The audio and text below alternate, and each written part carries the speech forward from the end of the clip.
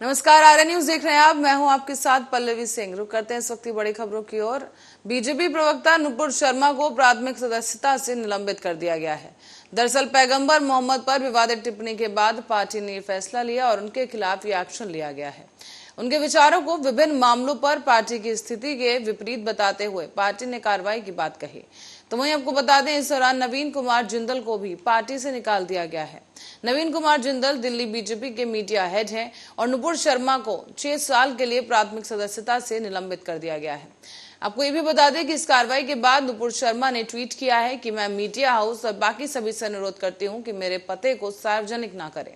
मेरे परिवार की सुरक्षा को खतरा है। और बीजेपी की तरफ से भी एक बयान आया जो जारी किया गया, जिसमें नुपुर शर्मा के बयान को पार्टी के संविधान के खिलाफ बताया है। इसीलिए पार्टी की अनुशासन समिति इस पूरे मामले को जांच पूरा होने तक नुपुर शर्मा की प्राथमिक सदस्यता निलंबित कर चुकी है।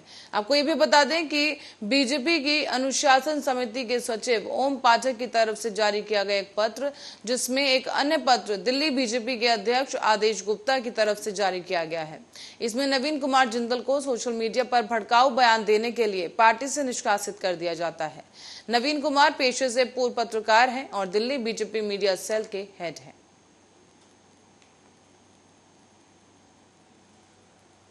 और इसी बीच हिंदू युवा वाहिनी और विश्व हिंदू महासंघ की तरफ से दिल्ली के कंटेस्टेंट्स क्लब में यूपी के मुख्यमंत्री योगी आदित्यनाथ के जन्मदिन पर भव्य आयोजन किया गया। आपको बता दें, यहां मुख्यमंत्री योगी आदित्यनाथ के 50वें जन्मदिन पर योगी की जीती जागती प्रतिमा लगाई गई और इस दौरान 50 किलो का भोग तैयार किया गया। 50 दिए प्रज्वलित किए गए और इसी के साथ साथ योगी वृक्ष भी लगा दिया गया है। विश्व हिंदू महासंघ ने योगी आदित्यनाथ के जन्मदिन पर 50 किलो का एक केक भी तैयार किया, जिस पर जन्मदिन की मुबारकबाद देते हुए बुलडोजर की फोटो लगाई गई थी।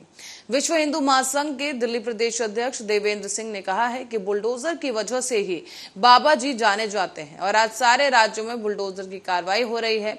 ऐसे में यूपी में गुंडों का राज खत्म हुआ और सड़कें अच्छी हुई, राम मंदिर बन रहा है और ऐसी कई चीजें हो रही हैं। हम सभी कामों से बहुत खुश हैं और आशा करते हैं कि वो एक दिन प्रधानमंत्री भी बनेंगे। तो वहीं हिंदू युवा वाहिनी दिल्ली प्रदेश अध्यक्ष दिनेश अग्रवाल ने कहा कि हम चाहते थे कि महाराज इस मौके पर उपस्थित हों और हमने मंदिर में उनके साथ के लोगों से उन्हें बुलाने के लिए भी बात की थी, लेकिन ऐसा संभव नहीं हो पाया। इसीलिए हमने ये प्रतिमा बनवाई और यूपी के सीएम योगी आदित्यनाथ का जन्मदिन उनके चाहने वाले अपने अपने तरीके से मनाते नजर आए।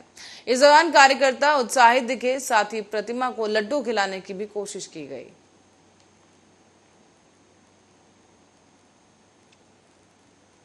कानपुर हिंसा के मास्टरमाइंड जफर को कड़ी सुरक्षा घेरे में कोर्ट में पेश किया गया। जफर के साथ साथ 3 अन्य आरोपियों को भी कोर्ट में पेश किया गया है और कोर्ट ने इन आरोपियों को 14 दिन की जुडिशियल रिमांड पर भेज दिया है। जानकारी के मुताबिक पुलिस कल कोर्ट में 5 अन्य अपराधियों को भी पेश करेगी। साथ ही साथ जफर से पूछताछ में कई चौंका देने वाले खुलासे हो सकते हैं। आपको बताते चले, पीएफआई से कनेक्शन और उपद्रव के बीच राजनीतिक व्यक्तियों की भूमिका का भी खुलासा हो सकता है। इससे पहले कानपुर पुलिस कमिश्नर ने कहा था कि पीएफआई की कुछ लिटरेचर मिली है और इसमें मोबाइल को भी सीज कर दिया गया। इसी की जांच की जा रही है और अब जल्द ही काम पूरा होगा और खाका तैयार किया जाएगा। साथ ही उन्होंने ये भी कहा कि हम सभी पहलुओं को लेकर चल रहे हैं। पीएफआई कनेक्शन को लेकर इनकार नहीं किया जा सकता और हमारे पास जो सूचना थी वो फोर्स लगी हुई है और इसी की भी जांच की जा रही है। घटना की सूचना मिलते ही 10 से 12 मिनट में वो खुद मौके पर पहुंचे थे। विजय सिंह मीणा ने कहा कि स्पेशल इन्वेस्टिगेशन टीम गठित हुई है और जो मामले की अब जांच करेगी। साथ ही साथ एक और टीम गठित की गई जो इस मामले को लेकर जितनी भी कार्रवाई हो रही है और मुकदमे दर्ज किए जा रहे हैं उसकी देखरेख करेगी। ये दोनों ही टीमें तय करेंगी कि आखिर किस प्रकार आगे की कार्रवाई की जाए।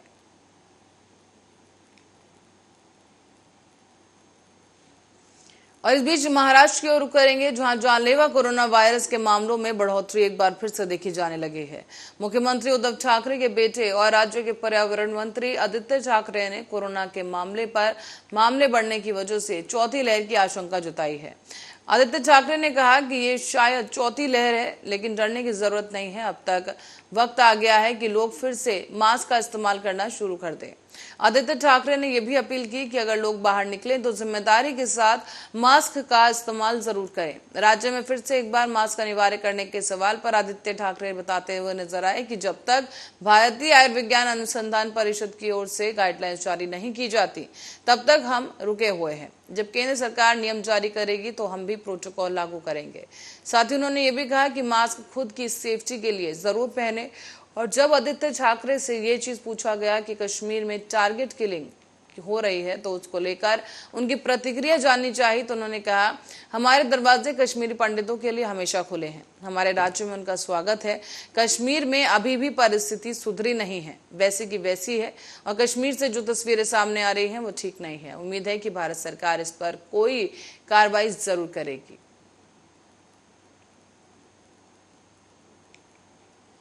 कानपुर हिंसा को लेकर जमकर बवाल जारी है। बीजेपी नेताओं के बयान भी खूब चर्चाओं में हैं और इनमें से कई तरह के विवादित बयान शामिल हैं। और अब इस पूरे मामले को लेकर बीजेपी की तरफ से बयान जारी किया गया है, जिसमें पार्टी ने अपने नेताओं को बयानों से किनारा करने के लिए कहा। बीजेपी ने अपने इस बयान में कहा है कि किसी भी धर्म का अपमान स्वीकार नहीं किया जाएगा। बीजेपी सभी धर्मों का सम्मान करती है और देश के हर नागरिक को ऐसा ही करना चाहिए। बीजेपी प्रवक्ता नुपुर शर्मा की पैगंबर मोहम्मद पर टिप्पणी पर भारी प्रतिक्रिया के बीच बीजेपी ने रविवार को कहा कि पार्टी किसी भी धार्मिक व्यक्तित्व के अपमान की कड़ी निंदा करती है। हालांकि बीजेपी के बयान में किसी घटना या टिप्पणी का कोई सीधा जिक्र नहीं था। उन्होंने कहा है कि भारतीय जनता पार्टी हर उस विचारधारा के खिलाफ है जो किसी भी संप्रदाय या धर्म का अपमान करती है। बीजेपी ऐसे लोगों को बढ़ावा नहीं देती। बता दें कि बीजेपी ने राष्ट्रीय महासचिव अरुण सिंह ने बताया है कि भारत की हजारों वर्षों की यात्रा में हर धर्म पुष्पित और पल्लवित हुआ है। भारतीय जनता पार्टी सर्वपंथ स्वभाव को मानती है और किसी भी धर्म के पूजनीय का अपमान भाजपा स्वीकार नहीं करती। भारतीय जनता पार्टी को ऐसा कोई भी विचार स्वीकृत नहीं है जो कि किसी भी धर्म या संप्रदाय की भावनाओं को ठेस पहुंचाए। कहा यह भी गया कि बीजेपी ना ऐसे किसी विचार को मानती है और ना ही प्रोत्साहन देती है। देश के संविधान की भी भारत के प्रत्येक नागरिक से सभी धर्मों का सम्मान करने की अपेक्षा है। आजादी के 75वें वर्ष में इस अमृतकाल में एक भारत श्रेष्ठ भारत की भावना निरंतर मजबूत करते हुए हमें देश की एकता, देश की अखंडता और देश के विकास को सर्वोच्च प्राथमिकता देनी चाहिए।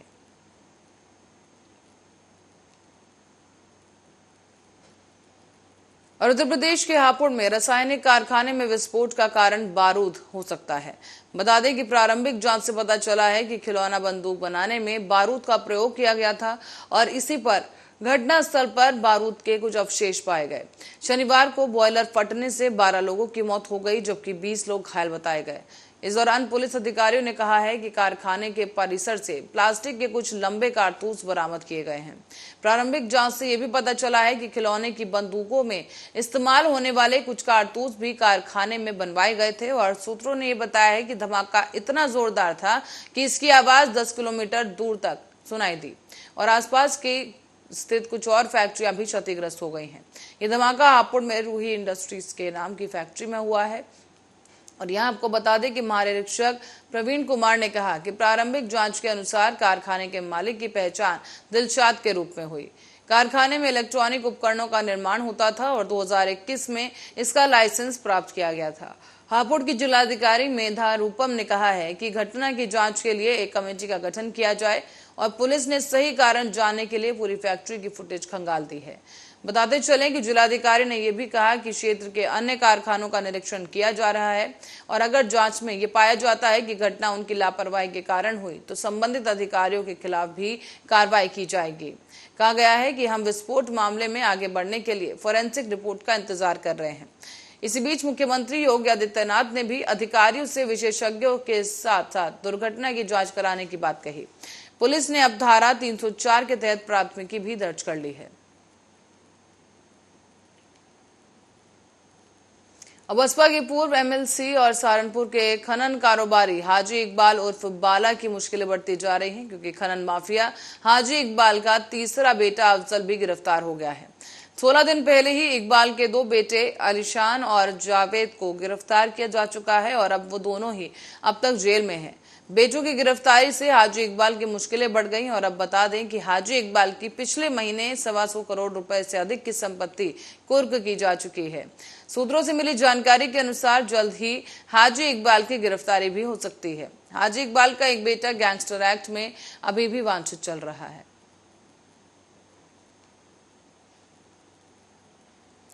परिवर्तन निदेशालय ने आज कोलकाता की एक कंपनी से संबंधित हवाला लेन देन के सिलसिले में दिल्ली के स्वास्थ्य और गृह मंत्री सत्येंद्र जैन के आवास पर तलाशी ली। सत्येंद्र जैन फिलहाल ईडी की हिरासत में है और कानपुर हिंसा के आरोपियों की लगातार धरपकड़ जारी है। इस बीच आपको बताते चलें कि 5 आरोपियों को गिरफ्तार भी किया गया।